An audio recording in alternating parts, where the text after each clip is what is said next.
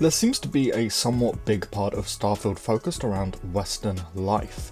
See, Bethesda have mentioned a lot in the past how Aquila City, home of the faction of the Freestar Collective and the Freestar Rangers, is like a big Western fantasy. We've seen some hints towards this in the past with the bounty hunter background, for example, and a few other things, but in the news gameplay we saw at the Starfield Direct, there are plenty more hints towards us being able to live an entire Western fantasy life. Now, the biggest parts of this were these two shots here of us having some kind of duel with someone. You can see that this isn't an actual dueling mechanic, and it seems more like this dude just got angry with us about something and asked us to duel. All we'll likely have to do is just stand in a particular spot and aim our revolver at him and shoot him and it will be over. It won't be super in-depth like say Red Dead Redemption's dueling system for example, but it will still be fun to see. These shots are absolutely gorgeous with the sun rising behind us and stuff, but there's again even more evidence to point towards this Western lifestyle in Starfield. Now we of course can even meet a Western themed cowboy companion who works for Constellation, who we can see here. His name is Sam Coe, and we can see that his skills are maxed out piloting, 3-star rifle certification, 2-star payloads and 1-star geology. We do know that Sam is romanceable as seen here. I don't know that I've ever really loved anyone except you. Oh, it's cute, right? Yeah, I'm gonna go throw up. And of course Emil also says that Sam is a former space cowboy. Sam Coe, the former space cowboy. But what's more is that we can live a Western fantasy life if we really want to. We know that we can join the Freestar Collective and the Freestar Rangers, which yes, are two different factions, kind of. The Freestar Rangers basically handle all of the bounty missions and the gunfights for the Freestar Collective, at least that's how it seems from all of the information that Bethesda have told us in the past. But what's more is that we have been told that we can kind of create a ranch and work it.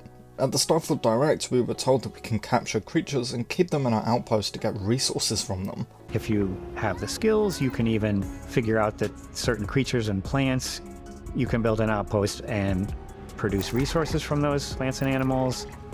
Now I can't help but wonder if this is at least somewhat connected to the xenosociology skill, where we can mind control alien creatures. I like the xenosociology skill because it lets you mind control aliens.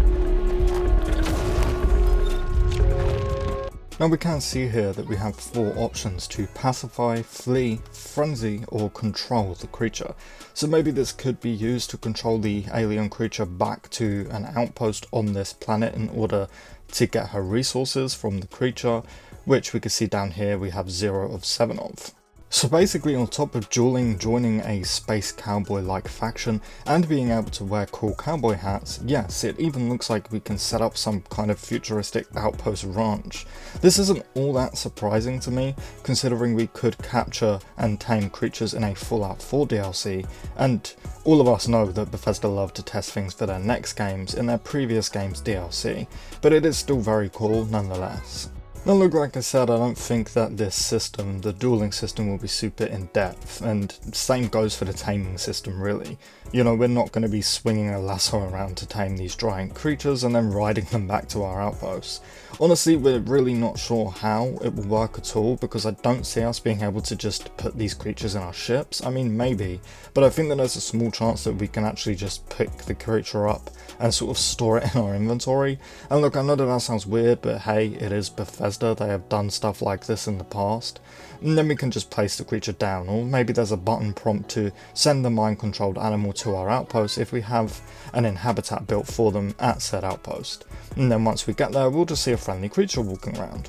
Or maybe we need to gather resources from a dead creature, like eggs for example, and then we can go back to our outpost, go into like a science room at our outpost and hatch them. I keep wanting to call outpost settlements, by the way, I really need to stop doing that. But look, I pretty much just think that all of this is super interesting and even a little weird though. To me this really shows the difference between all of the different role-playing options we have in Starfield. If you have 0 interest in being a Western styled person in outer space, you don't have to be.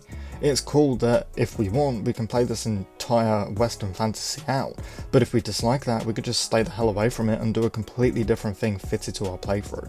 And that's always what Bethesda does best, right? Giving us the option to be whoever we want, go wherever we want, and play however we want. And I think that that's why we all love Bethesda Game Studios games. I mean, that's what made me fall in love with them when I first played Morrowind all those years ago anyway. Like, look, I probably won't touch any of this Western stuff on my first playthrough, to be honest. I'll save most of it for another playthrough in the future, fitted specifically for a Western playthrough.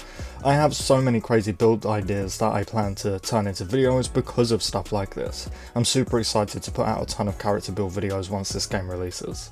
But anyway, that is my thoughts on Starfields Western Life. I'm sorry for the somewhat short video, but if you did enjoy it, please do drop it a like, and if you want to keep staying up to date on almost daily Starfield discussions, news breakdowns, leak breakdowns, information, and all the rest of it, so much more, consider subscribing. This is absolutely the place for you. We're also super close to 7,000 subscribers, so if you do subscribe, I thank you so much for helping us get further to that goal. Lastly, as always, a big massive thank you to the channel members. It means a lot that you all stick with me month after month, but with all of that said and done, thank you all so much for watching, and I really hope to see you next time. Peace.